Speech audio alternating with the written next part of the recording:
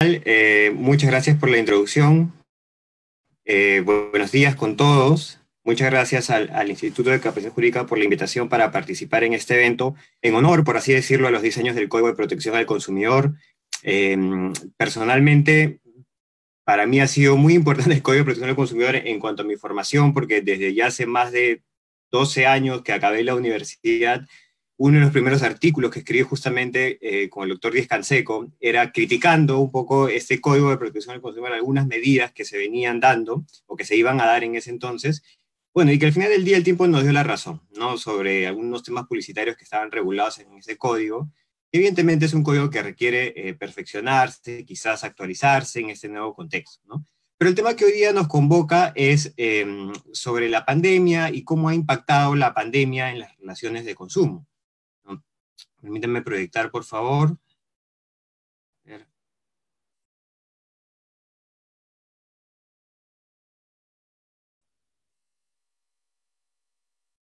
De acuerdo. Ahí se ve bien, por favor, ¿me confirmas? Sí, doctor, conforme. De acuerdo, muchas gracias. Entonces, la ponencia que hoy día nos convoca es cuando la pandemia afecta a todos, ¿no? Los casos fortuitos, el caso fortuito y la fuerza mayor en las relaciones de consumo. Eh,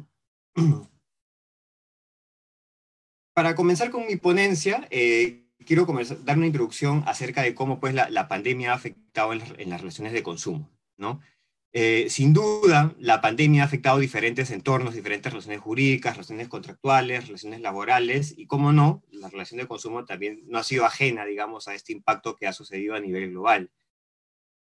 Para entender un poco este impacto, quizá conversemos un ratito cómo ha crecido el e-commerce en el Perú como un fenómeno que arrastra, digamos, a todo el mundo, ¿no? Sobre todo en este contexto.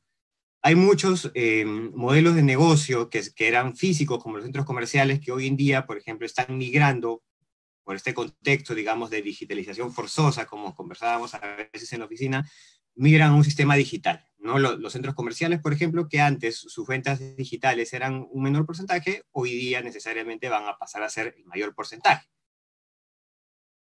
Además, es importante tener en cuenta que hay nuevos actores, ¿no? Hay nuevos actores en este mercado, ya no son solamente los jóvenes los que contratan por Internet, sino ahora los adultos pues están en la obligación, de alguna manera, por así decirlo, de contratar por Internet. Tenemos nuevos agentes en este entorno.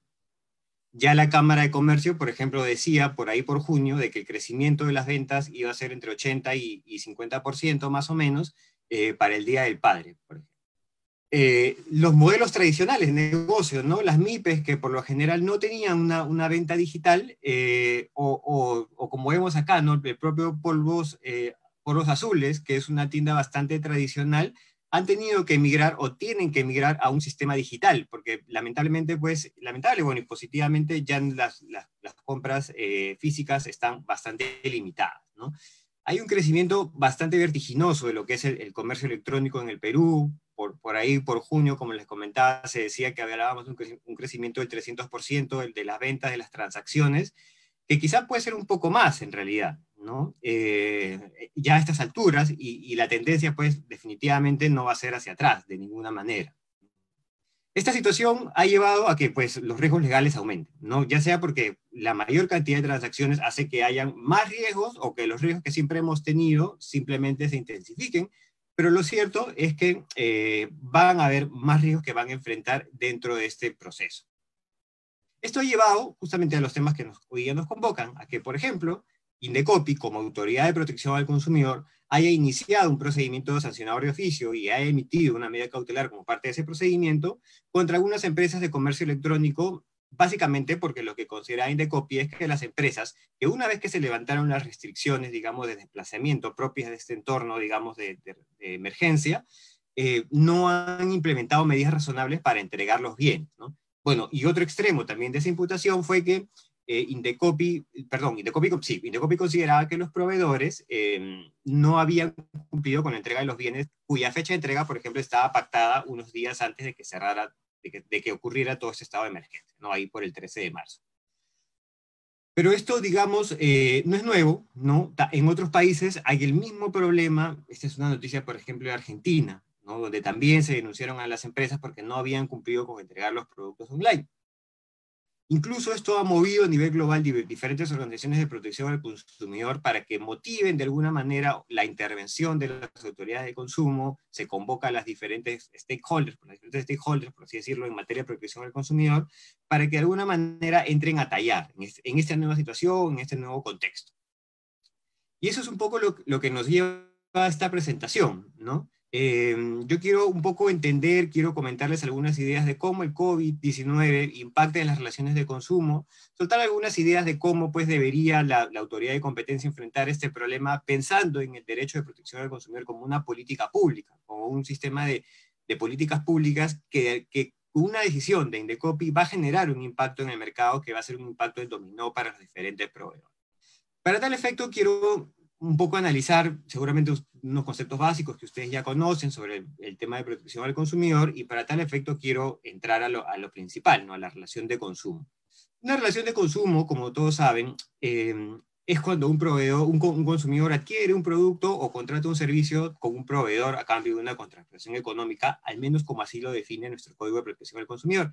Evidentemente esto es mucho más amplio, no solamente hablamos del contrato, sino en una etapa precontractual o postcontractual. Por eso se habla de que el Código de Consumo aplica a las situaciones de consumo más que a las relaciones de consumo, pero digamos, para efectos de este análisis nos importan las relaciones de consumo, aquellos contratos que de alguna manera ya se efectuaron, ¿no?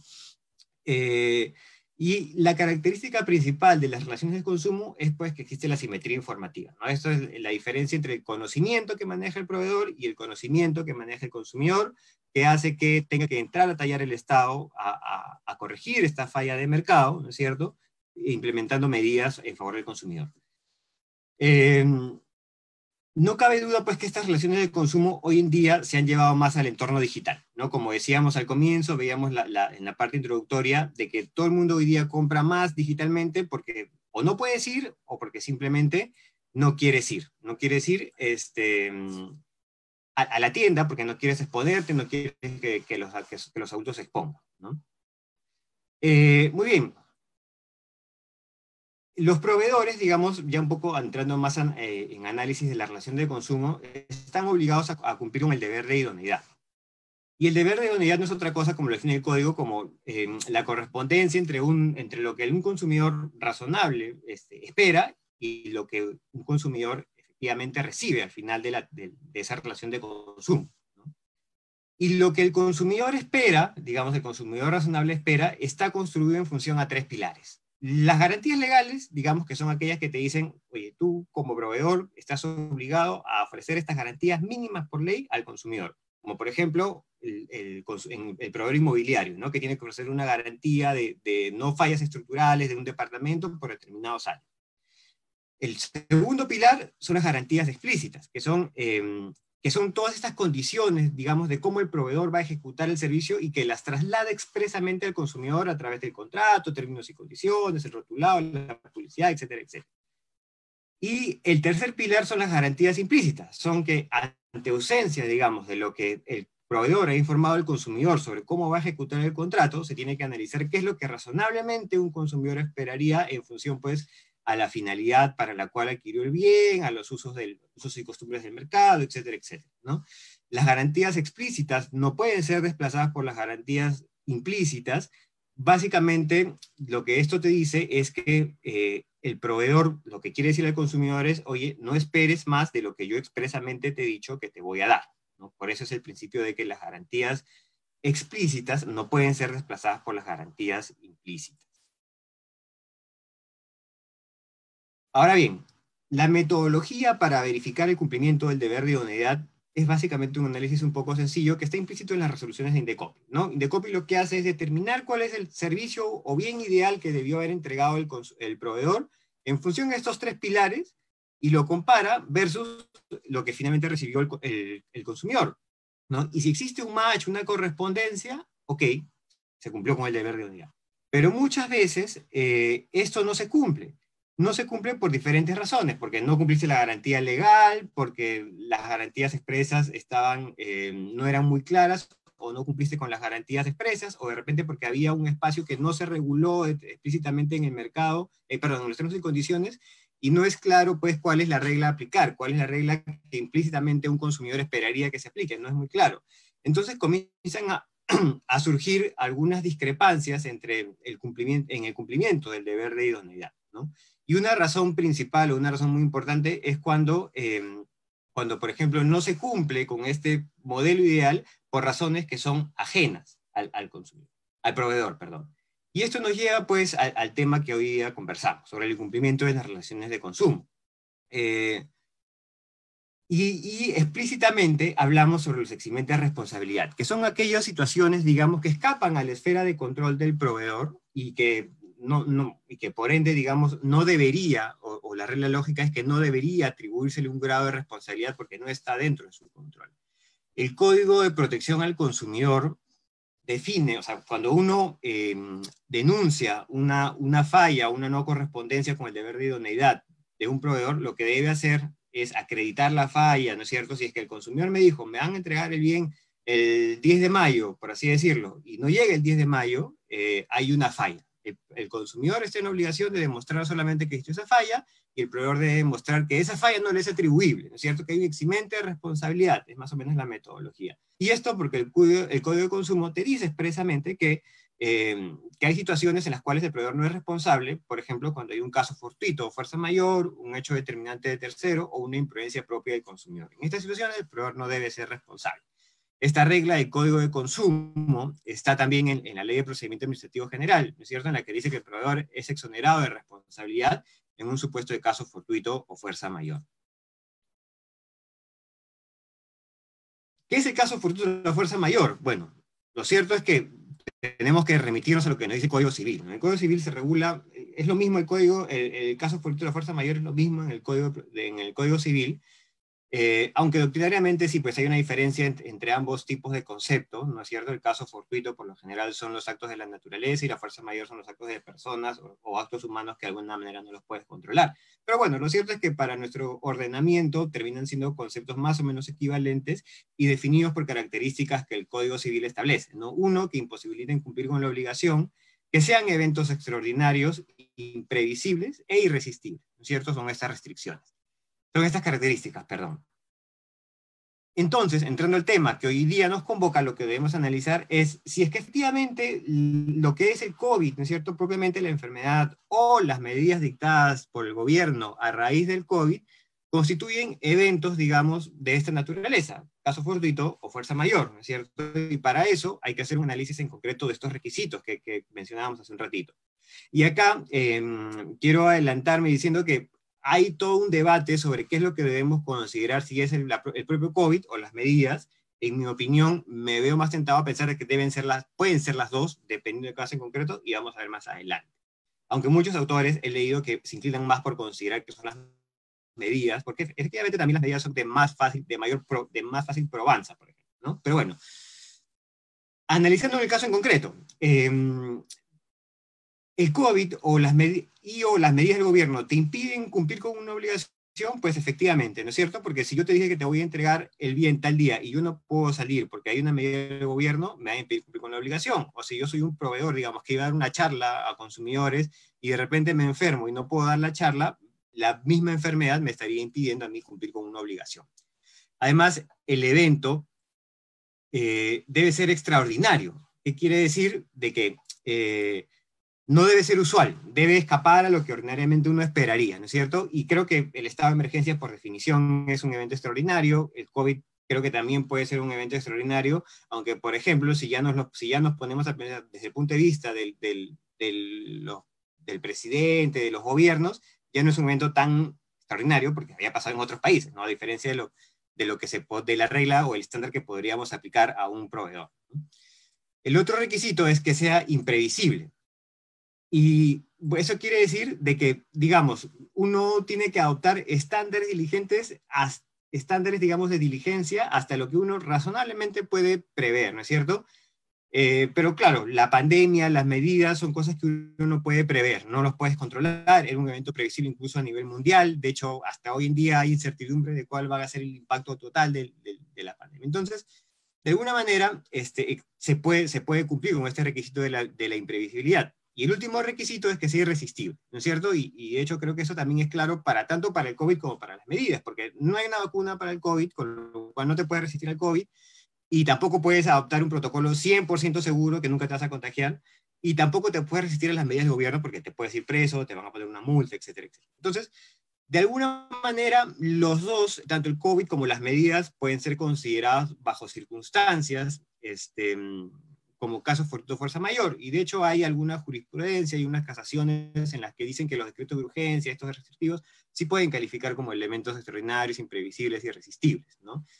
Algunas ideas que debemos ir votando hoy, desde ahorita, ¿no? Es que en realidad depende del caso en concreto. No podemos decir que el COVID, las medidas, es una medida de exoneración de responsabilidad a rajatabla. Hay que hacer un análisis del caso en concreto porque no es razonable, por ejemplo, si soy una empresa que opera digitalmente siempre, que excusarme, digamos, en que no me he podido desplazar cuando en realidad nunca me he desplazado para prestar el servicio, ¿no?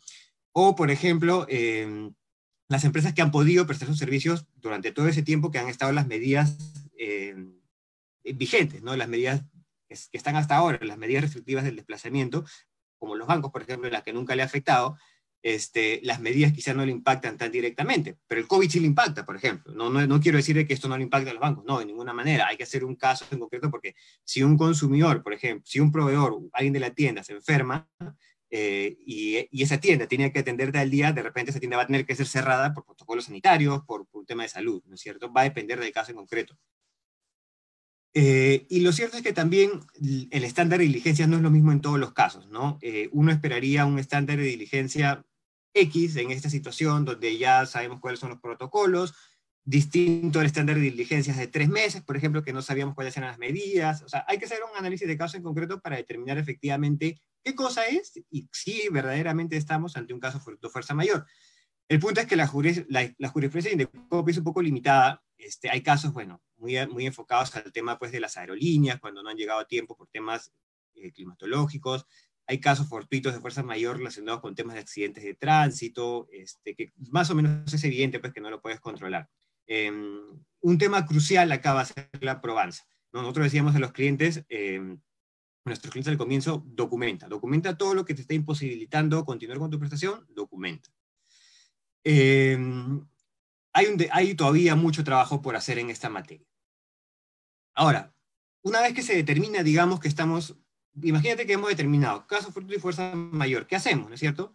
En temas de derecho civil, la regla es un poco más dura porque no hay esta disparidad o no hay esta protección al acreedor, que es el deudor, ¿no es cierto? Si uno aplica esta regla del derecho civil para caso fortuito y fuerza mayor, cuando te incumplen un contrato, quizás el deudor puede verse eximido de responsabilidad y dice, oye, perdóname, no fue mi culpa, no hemos pactado nada en el contrato, lo que tú ya me pagaste, perdón, yo ya lo gasté, no tengo la plata, yo no te puedo entregar por algo que no es mi responsabilidad. Civilmente una solución de esa naturaleza es viable, pero en temas de protección al consumidor, evidentemente esta regla ya no es la misma, ¿no es cierto? Estas reglas tienen que ser diferentes porque es un tema de protección al consumidor, como su nombre lo dice, y lo que te dice es que en algunos casos el consumidor más bien tiene derecho a que se le restituya necesariamente el bien, que se restituya la plata si es que ya no, la plata que pagó por el bien, si es que ya no tiene ningún interés, digamos, en adquirir el bien o el servicio, ¿no? Y acá vamos, es una aplicación un poco finalista de los contratos, ¿no?